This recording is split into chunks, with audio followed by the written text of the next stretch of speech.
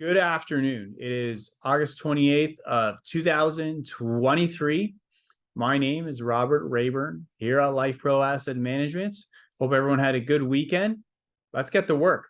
So last week was a busy week. We had the Jackson Hole Federal Reserve meeting where Jerome Powell laid out his vision for FOMC rate policy. There was a lot of trepidation heading into it.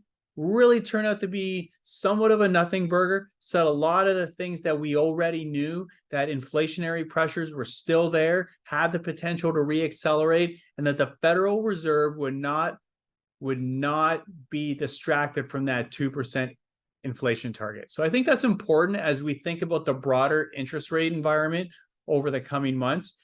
But the bigger event we think were actually NVIDIA earnings. And NVIDIA earnings were a classic case of fantastic quarter, but we already kind of knew everything we already know, right? In other words, we knew it was going to be a good quarter. Give me something more at 200 times earnings. So we think that has broad implications as it relates to value versus growth stocks and how we look at portfolio design and how are we going to outperform the market over the next 12 to 24 months. So we'll go through all of that this week. So let's go ahead and get started. Are markets going up or down, right? That's a broad question our clients and advisors always want to know. And it's a hard question to answer, because we don't own the market. We earn parts of the market. And when we're thinking of the S&P 500 as a whole, we're still in that corrective phase that started a few weeks back. And we've been very transparent about that. We think that the S&P 500 index, which we do not own, but the index, which a lot of people pay attention to, still has some ways to go in that corrective phase. But it's important to note that not all stocks are created equal. It's not like the US Constitution, right? All stocks are different. And we want to look for those areas of the market that are the center of the weakness, that might be reflective of a leadership transition, and focus on the areas that might be a little bit more resilient. So right now, technology appears to be at the center of that weakness. We are taking notes on that. We are avoiding that area. And energy remains quite resilient, whether we're looking at crude oil prices or we're looking at the energy, we're looking at energy stocks themselves or energy service providers. So all of those are things that we are paying attention to, but we think are emblematic of what might be leadership coming out of this stock market correction. So when we're looking at the overall correction right now, we do look at the technicals. So right now we do see a broad head and shoulders formation that has started to take shape here in the market. So you see here, the left shoulder was that previous peak. We had a pullback, then of course a higher high, but an exhaustive high. And since then, the market's really been characterized by lower highs and lower lows. Sort of retest into this resistance point and then sort of coming back underneath that throughout the latter part of last week. So when we're thinking about how much downside there could be to the S&P 500 from here, we like to look at the length of the top of the market, the top of the chart here, all the way to the neckline, which is right in around here for that additional downside. So in other words, if the market started to sell off again and we broke through this neckline, from here to here would broadly represent incremental weakness to the headline S&P 500. So in other words, we think perhaps there is another 5% downside to the S&P 500 from these levels. But here's the important point. Not all stocks are created equal. So what's leading the weakness? What is remaining resilient? And within that resiliency, what are areas that are economically sensitive? In other words, they're not those traditional recession-proof stocks like utilities or consumer staples. So leading the weakness has been and continues to be technology stocks. So when we're looking at the NASDAQ right now, the same head and shoulders pattern that we don't really want to see as technicians. This is a very bearish chart to really simplify that statement. We do not want to see a chart like this. Typically, historically, a head and shoulders pattern can be a prelude to falling prices within assets under that chart, right? So when we look at the NASDAQ here, tech heavy, not surprising. We see that broad head and shoulders pattern. We look at the XLK, which is your technology ETF.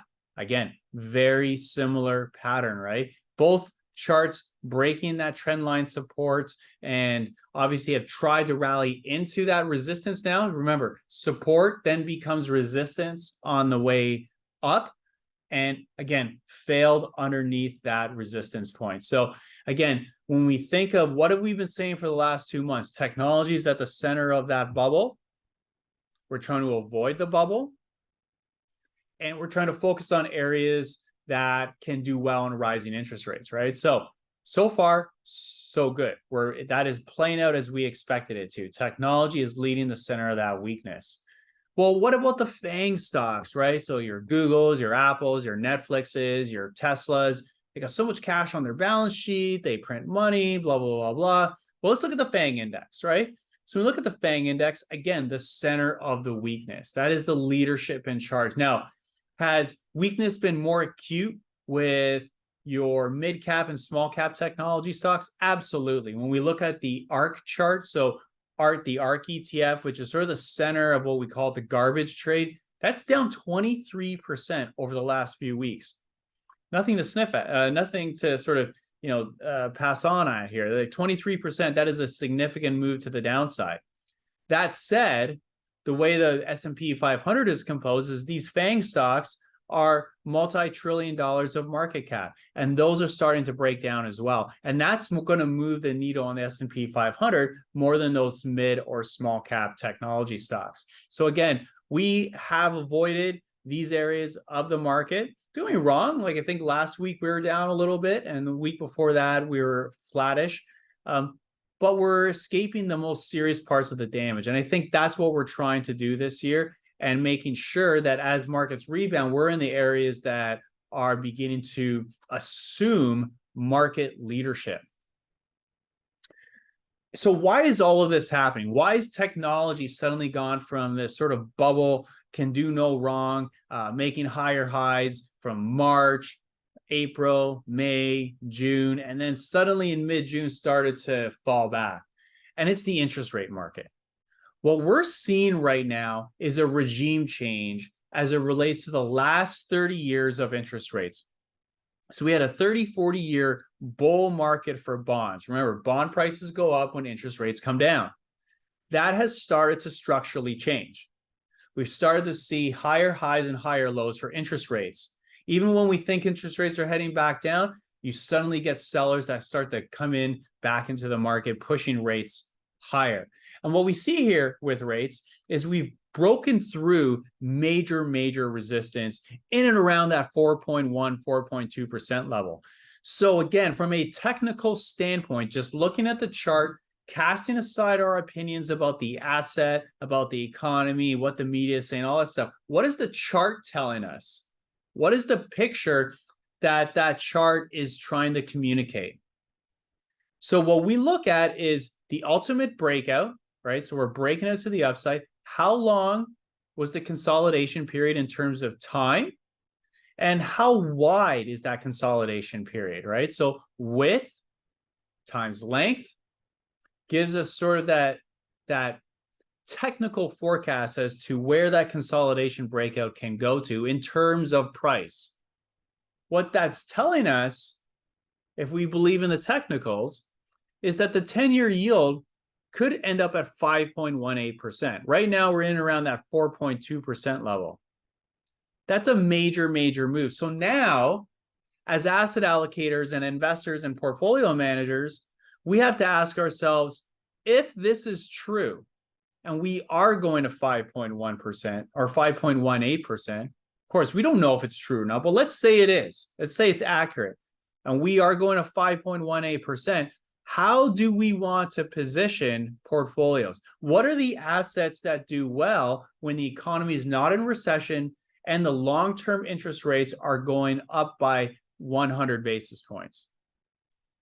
Well, what historically works is that value tends to outperform growth stocks in rising rate environments. Then we want to ask that second question. Okay, great. Value over growth, but value is a pretty big group. What works within value?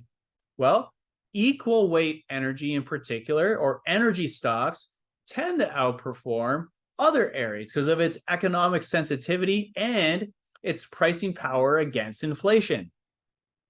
So that sort of that provides a broad framework as to how we're looking at the market related back to interest rates and why we're negative on technology and why we're so positive on energy, aside from the fact, of course, that we really love energy from a fundamental perspective. And then we look at the breadth, right? So right now, we look at S&P 500 breadth, the percentage of stocks above the 200-day moving average, that has started to break down, in line with that corrective phase that we've been expecting for the S&P 500 over the last couple of weeks that we've talked about in previous market updates. So it's from just under the 80% threshold down to 51% of stocks that are trading above that 200-day moving average. But one sector is defying this, right? One sector is providing an area of resistance against that selling, and it's energy, where you have 96% of stocks trading above the 50-day moving average and 91% of stocks trading above the 200-day moving average. That is a symptom of a strong and emerging bull market within an area of the S&P 500.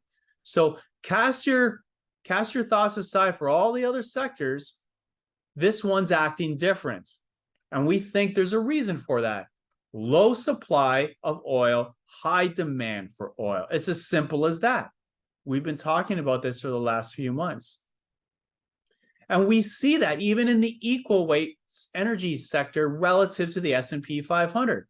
That has started to break out, as you can see in this chart. Now, are energy stocks from a price perspective down over the last week or two? Sure, but they're down not as much as the S&P 500.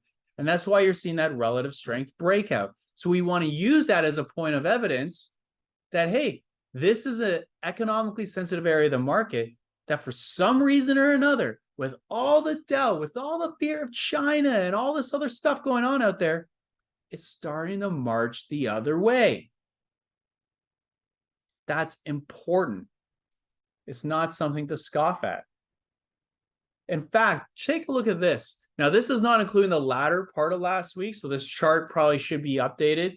So maybe take 2% or 1 to 2% off all of these sectors. But the scale or the relative performance of all these sectors is relatively the same. So from July 10th to August 21st, energy is up 8.4%, while technology is down almost 2%. REITs are down 5.17%, utilities are down 4%, and consumer discretionary is down 2%. And this before last week, where consumer discretionary stocks got trounced. And then we look at this energy sector chart, and it's what we call an ascending triangle in technical terms. And if we can break out through this resistance, it's off to the races in our belief. And of course, going back to this chart that we've used the last few weeks, this big secular rotation, right? So the COVID lows, negative oil price, suddenly we start to see energy outperform technology. We believe this was the first inning of a 9-inning secular bull market of energy versus tech. Tech fights back, right? So like some of those cheesy action films, the bad guy doesn't die right away, fights back, but then the hero comes back in for the second part of the fight, right? And you're starting to see energy begin what we call the second inning of this secular bull market, then low and establishing a higher low. We would look for this rally to ideally exceed the prior peak of energy to establish what we call the second to third inning of this bull market. So bottom line is that markets do remain in a corrective mode, but under the surface, energy and metals in particular are continuing to improve on a relative strength basis. We didn't cover it this week, but that does include copper as well. Technology does remain a huge, huge concern for us. And we do think underpinning all of this is that higher rates have sparked this initial move out of growth and into value, and we think it's a durable move. So outside of that, we encourage people to ignore all the noise. NVIDIA had a fantastic quarter. Stock went down. That's telling. Pre-market was up 8%, end of the day flat, followed by a down day the next day. That's very important. So that's what we got for you this week. 888-543-3776. Have a fantastic week, and please contact your advisor if you have any other questions. Thank you again.